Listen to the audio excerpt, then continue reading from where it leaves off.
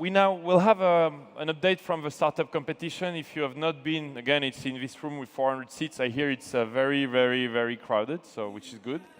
And here are a few judges. Thank you as well for all your efforts. And we have today right now we have Olivier Creiche, who is the head of SixApart Europe. We have Philippe Collombel, respected VC in Europe from Partech International. We have Ben Metcalf, who is coordinating the startup room. Gary Shainberg, who is with British Telecom. Should I say BT? BT, with BT.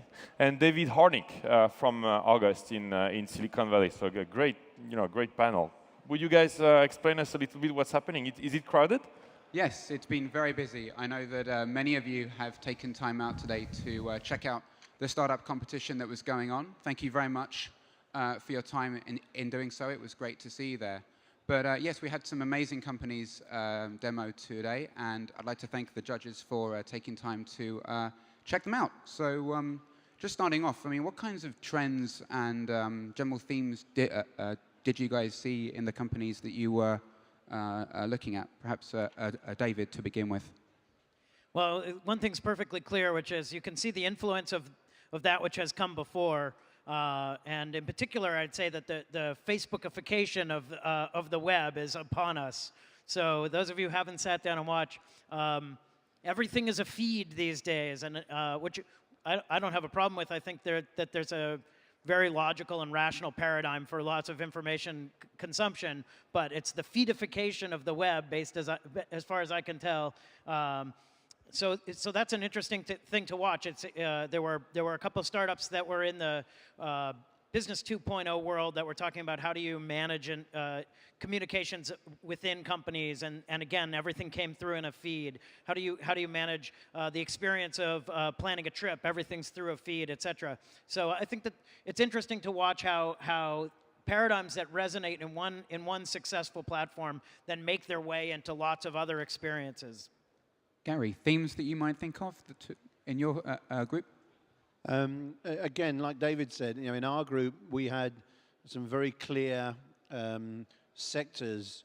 Again, based around content feed, contextual-based advertising, and the Web 2.0 environment. But for me, the quality and the effort that the companies put into their presentation, and how they presented themselves and the message of their company, for want of a better term, the elevator pitch in the 7 minutes, I think was exceptional. And I think all the companies, the ones that I judged on and the ones that I watched, I think should be commended for the effort they put in to their sessions. And when I look at comparing that to some of the projects that we're working on, for instance, the Technology Pioneers program with the World Economic Forum, which we announced the winners of yesterday for this year, for next year, sorry.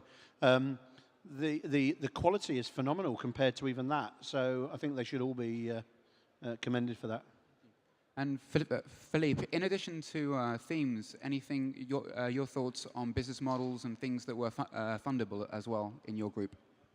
Just to complement first, I was surprised because there are a number of startups dealing with mobile. I think the iPhone had changed the picture. People believe that there can be an ecosystem, a more open system in the mobile world. I agree with you that there was also a lot of things around contextual advertising. And the third theme that struck me is that there was a lot of companies around search engine dealing with videos, which is a major issue on the web today. As regards your question, I think yes, what surprised me compared to the previous years is the efforts put by the startups into finding viable business models very early in their life cycle. I think they have been coached. I think they realize that seed investment is not easy these days, and that they need to come with convincing arguments in front of the VCs. And finally, Olivier, again, what kind of themes did you see and other thoughts from the group that you looked over? Well, the one that struck me most in the group that I was a judge on was the use of 3D within the browser, which I think is a good indication of some of the ways that the web is going to develop in the next few years. It's already pretty impressive user experience, being able to navigate in a 3D world directly from your browser. Things that have gotten a lot better and smoother. Probably a lot of great stuff in coming months and years for the gaming industry in particular, but also for a lot of other potential usage. Interesting. Yes, there was definitely a lot of 3D, a lot of mobile applications on there, things that were coming away from the traditional browser. And also some level of social network startups as well. What kinds of things do you think in terms of the future of that versus the things that you saw today? Do you think that the phones and 3D are the future, or do you think there's still something based on the things that you saw today? I guess to you first of all, David. Sure. No, you know, there's no question that mobile is the future, but it's also this interconnectivity. So if you, I mean, everybody's looking at this, everybody's working on it. We'll have a panel later on talking about, you know, the feeds and feed connects and how all these services are working together. And I think that the interesting, it's an opportunity and it's a challenge. If you look at the businesses that are drawing upon other services to both get customers and get functionality, you know, who is going to aggregate the users? Where is the value going to come in? And who's going to be able to extract value in the process? And I think that that's a big open question. And so a lot of these businesses were presenting experiences that were being built by and large by other services that are being built on top of either their community or their particular storage system, et cetera. And the only question is who's going to get paid for all of these things. So I continue to see these companies that present to me and talk about the sort of the widgets being placed out in the web. And the question is, how do you get paid for that when you're living in the MySpace and Facebook and Bebo environments? So that'll be an interesting open question over time. So one of the things, obviously, to think about is that we are in an economic downturn, for want of a better term. And do you guys think that you saw levels of innovation and also levels of business model that sort of will survive that? I guess starting with you, Gary. There was certainly a high level of innovation, and as we said earlier, some great ideas, and people are realizing that they've got to be innovative in their ideas to make it attractive for people to use. The one thing that I would say is that people need to think about their business model. You know, there's no point in coming up with a great idea unless you're very wealthy already and are just doing it philanthropically. You've got to come up with a way of making money. And you know, and people are saying that we can make money, but sometimes the business case doesn't stack up. And in the current climate, people need to put a lot more effort into understanding their business model.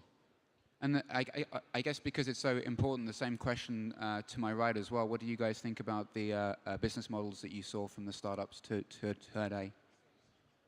Well, interestingly enough, in our panel, most of the companies presenting had several business models. They were not solely relying on business-to-consumer types of business models. Most of them had a B2B aspect of it and a B2C aspect in addition. Like they're not putting all their eggs in the same nest, you know. And same question, Philippe? Yeah, exactly the same remarks. I think, as I told before, they made huge efforts to come with business models. I agree that they were not all convincing. And I agree with your remarks that a lot of mixed business models trying to go B2B as well as B2C at the same time, it may not be that easy for a startup. So I do think it's an interesting time economically, right? I mean, for the several years preceding now, the venture community, myself included, were willing to suspend disbelief about a lot of things in the name of excitement and energy around interesting technologies that had many of opportunities for business models, but there was not necessarily a clear winner, or they weren't making money, or you didn't want them to make money. You wanted them to get to scale before trying to figure out how to make money. And I think that what's happened is that world is gone. I mean, you know, overnight that world disappeared, and the idea that that you have an exciting opportunity, oh gee, let's chase scale before you understand and appreciate that there is a business model and an economic opportunity, it is very hard to get funded right now. And I think that there are going to be a lot of orphaned startups that got started in a world where it was perfectly acceptable to say, hey, we have a great idea that we will figure out how to monetize, and now the assumption is, oh, I'm not going to fund you unless you've figured that out. And if you don't bridge that gap with the money that you have, I think there are going to be startups that have a tough time getting funded. So if you have to, if there's one thing that I think we'll see a lot in 2009, it is that challenge for startups, where there was a certain set of assumptions about what it would take to get funded in the future, and that rug was pulled out from under a lot of startups, and now they're going to have to rethink and really hunker down and figure out how to build a real business in order to get that next round of financing. Wonderful. Well, I think there has been some amazing pieces of advice there, and it was definitely an interesting day for me as well. I'm sure it was for you too. The votes have been taken and counted, and I believe we'll be announcing the winners at 3:30 tomorrow, and they will be able to demo their startup to you here on the main stage. So we look forward to that. Thank you very much. Thank you. Thanks very much.